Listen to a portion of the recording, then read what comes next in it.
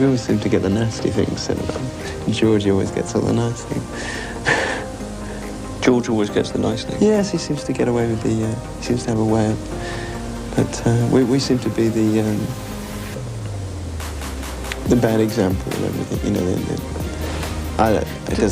Does that upset you, that, I mean, this rivalry between you and Culture Club? Oh, no, I mean, there's been rivalry between us over the last 4 years. We've been rivaled with just about everybody and his dog, so this is just this year's, who we're being rivaled with this year. Well, but you mentioned George first. Yeah. I mean, the fact that... No, but I mean, I suppose that's just... I suppose that's me just showing my, you know, how I do get upset by sometimes by the way we are treated in the press, and we do seem to get the rough end of the wedge, isn't it? The image that comes across in the videos is the kind of... You have a very sort of martini-ad image. Yeah. You know, it's all sun, glamour and girls. Is it? I think maybe that was a mistake, I think, at one point. And I certainly wouldn't like to push it over anymore. I think there was over-excitement and a certain amount of naivety, I think. I mean, we're going back, I think Rio is nearly 2 years old now, that video. And it's not really... It was very much... I think it got misconstrued and people thought we were sort of showing off this jet-setting image. And, you know, we've been on yachts all the time. And now I've got so fed up with coming back from America, and kids say, "Did you enjoy your holiday in America?" You know, when we've been playing every night. And they just think we just lie around on beaches all the time. And I hate yachts. So I think now... But your life now is glamour, girls and sun, isn't it? No, not really. I haven't been in the sea. You look as though you've had more sun than me lately. I mean, I certainly haven't. It's not...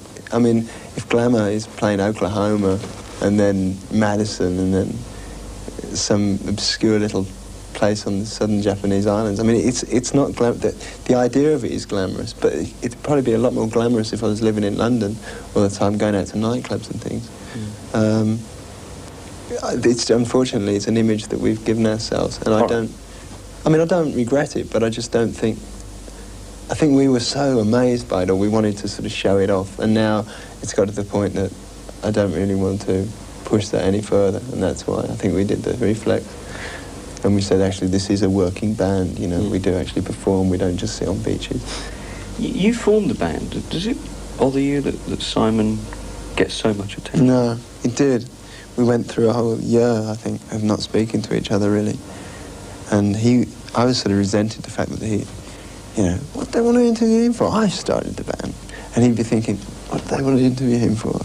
I'm the singer. You know, and there was this... neither of us would admit it until we got really drunk one night. And we both admitted to each other that we hadn't really spoken to each other for 6 months. We couldn't really look each other in the eye. And it was really weird, and there was this wall between us. And now we probably get on better.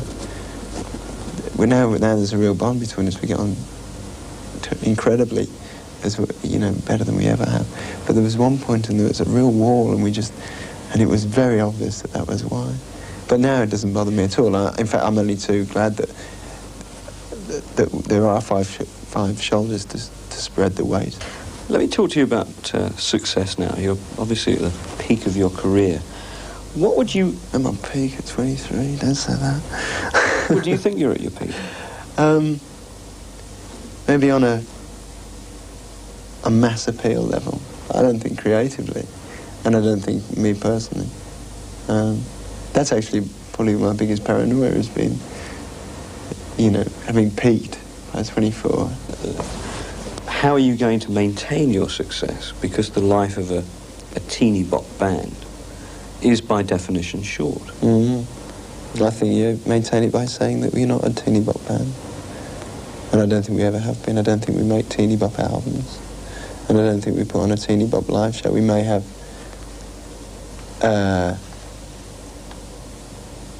there's a certain element of a teeny bop audience in people who buy our records, but I don't think Duran Duran are a teeny bop band. In fact,